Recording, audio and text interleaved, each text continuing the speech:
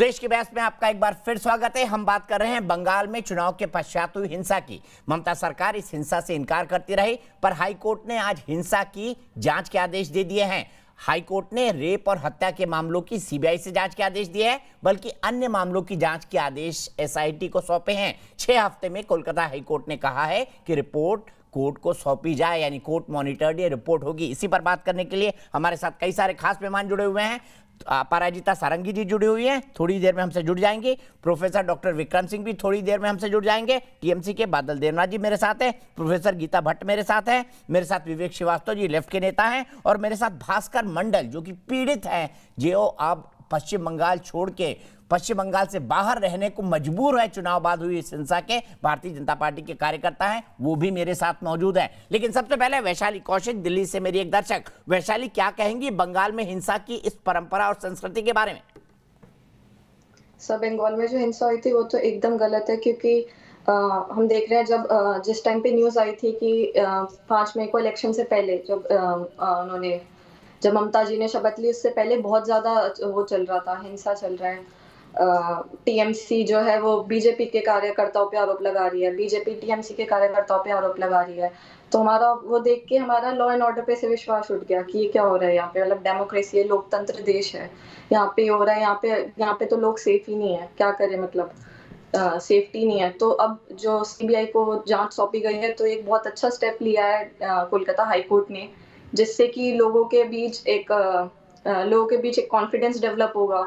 वो अपने बहुत बहुत शुक्रिया वैशाली, आपके लिए मेरे पास वक्त इतना ही है। मैं सीधे चलता हूँ गीता भट्ट जी के पास। गीता भट्ट जी, बादल देवनाथ जी बोल रहे थे छी छी छी, शर्म शर्म शर्म, ऐसा तो कभी हुआ ही नहीं।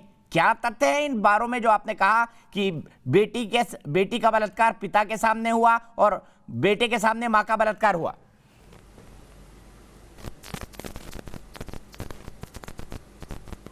दीपक जी, देखिए, बड़ा दुर्भाग्यपूर्ण है कि टीएमसी के प्रवक्ता बादल जी चाहते हैं, मतलब मैं इतना अपमानजनक महसूस कर रही हूँ ये बातें कहते हुए, लेकिन इनके मतलब जिस प्रकार से ये आरोप लगा रहे हैं खुद अपने राज्य की बहू बेटियों के विषय में। मेदिनीपुर में 60 वर्ष की एक महिला, जिसने कि इस भय के कारण, क्योंकि उसके परिवार के सदस्य जो है वो बीजेपी के साथ काम कर रहे थे, अपनी बहूओं को उन्होंने वहां से भेज दिया यह सोचकर कि उनकी सुरक्षा ज्यादा महत्वपूर्ण है। बादल देवनाथ जी, रनिंग कमेंट्री नहीं प्लीज, सिर्फ गीता जी की आवाज। 100 से भी ज्यादा 60 वर्ष की महिला के अंदर 60 वर्ष की महिला जब रात में सो रही थी, 100 से भी अधिक टीएमसी के लोग घुस आए और उनके 6 वर्षीय पोते के सामने उनका दुष्कर्म किया। क्या आप सोच सकते हैं कितना अपमानजनक, ऐसी बर्बरतापूर्ण? और यह तो सर्वोच्च न्यायालय में जो पीड़िताएं गई हैं उन्होंने ये बात कही है, मैं कोई अपने मन से नहीं बना रही हूँ। कितना दुर्भाग्यपूर्ण है। मतलब हमारे इस समाज में, भारतीय समाज में, जहां महिलाओं को इतने अधिकार मिले हैं, पश्चिम बंगाल में जहां एक महिला मुख्यमंत्री है, वहां इस प्रकार की दुर्घटनाएं हो रही है, ऐसी बर्बरतापूर्ण दुर्घटनाएं हो रही है।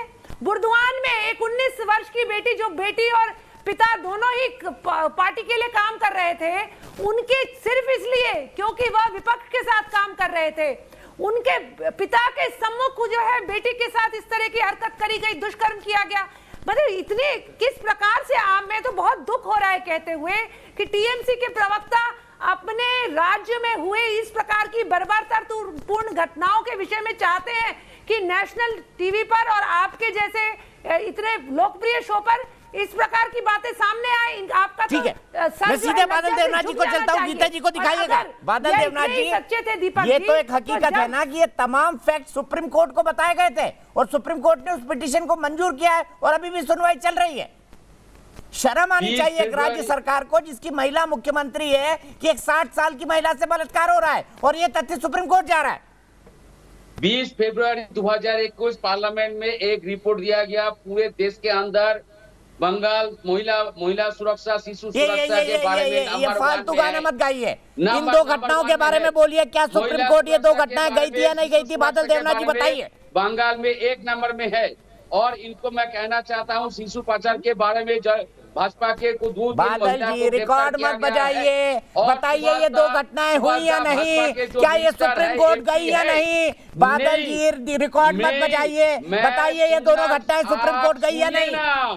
सुनिए ना, सुभाष दा जो बंगाल के एमपी है, भाजपा के एमपी, वो मिनिस्टर है, हाफ पैंट मिनिस्टर है, उसके खिलाफ भी एक रिपोर्ट आया, शिशु पाचार के बारे में रिपोर्ट आया, उसका भी छोड़िए ना बादल, बादल जी इन बातों का कोई मतलब नहीं है, इन बातों का कोई मतलब नहीं है, इन बातों का कोई मतलब नहीं है। किस रिपोर्ट में क्या आया? मैं तो चुनाव के बाद की हिंसा की बात कर रहा हूँ। गीता जी कुछ कहना चाह रही है। बादल जी आप सवाल का जवाब नहीं दे रहे, आप सवाल का जवाब नहीं दे रहे, माफ कीजिएगा बादल दा, बहुत सम्मान करता हूँ, बड़े भाई की तरह आप मेरे, आप सवाल का जवाब नहीं दे रहे हैं क्योंकि आपके पास जवाब नहीं है उसके बारे में।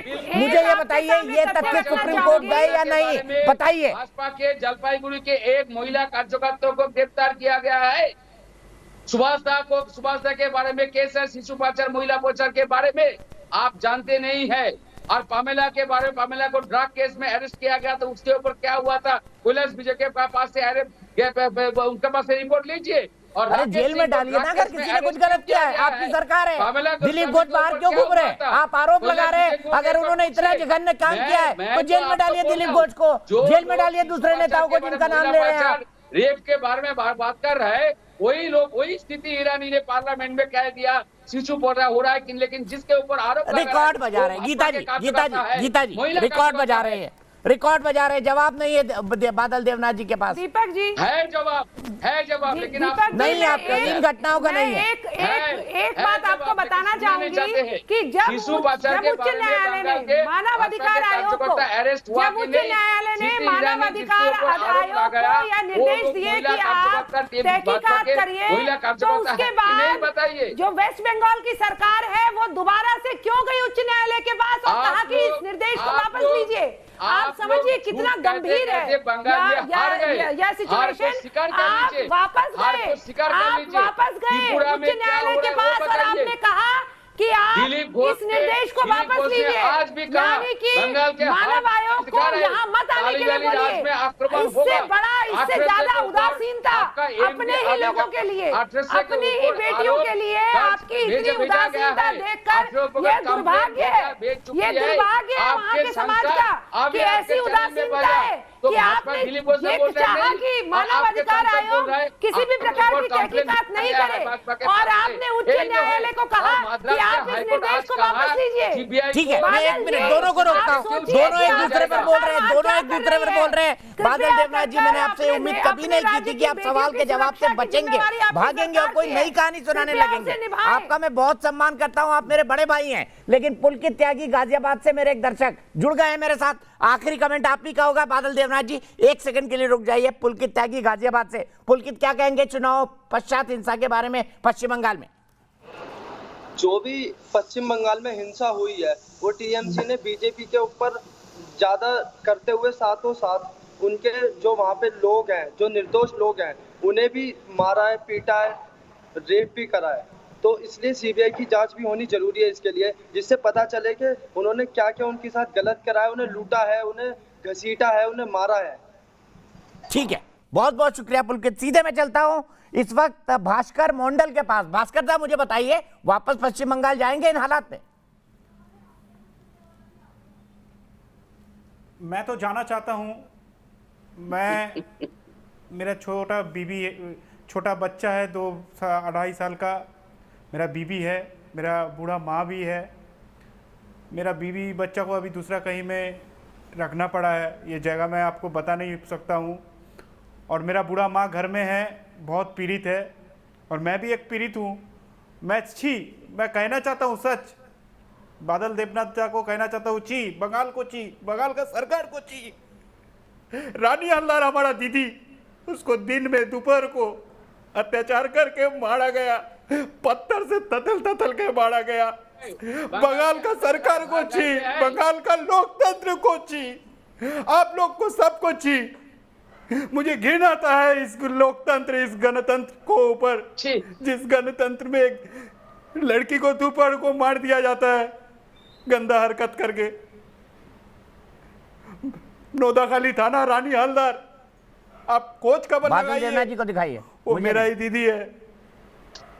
मैं दीपक जी लास्ट लाइन में कहना चाहता हूँ, नहीं, इसका इनको जवाब मैं दीजिए अनुरोध ना। कर रहा हूं, रो रहे हैं, इनको अनुरोध आपके राज्य के निवासी हैं, बाहर रह रहे हैं, बीवी बच्चों को कहीं रखना पड़ रहा है, माँ को कहीं रखना पड़ रहा है। शर्म आनी चाहिए ऐसा राज्य चलाते हुए। आपको माफ कीजिएगा बादल जी, इन शब्दों का इस्तेमाल कर रहा हूं। रो रहे हैं नेशनल टेलीविजन पर, बहन के साथ रेप हुआ, उसकी हत्या कर दी गई।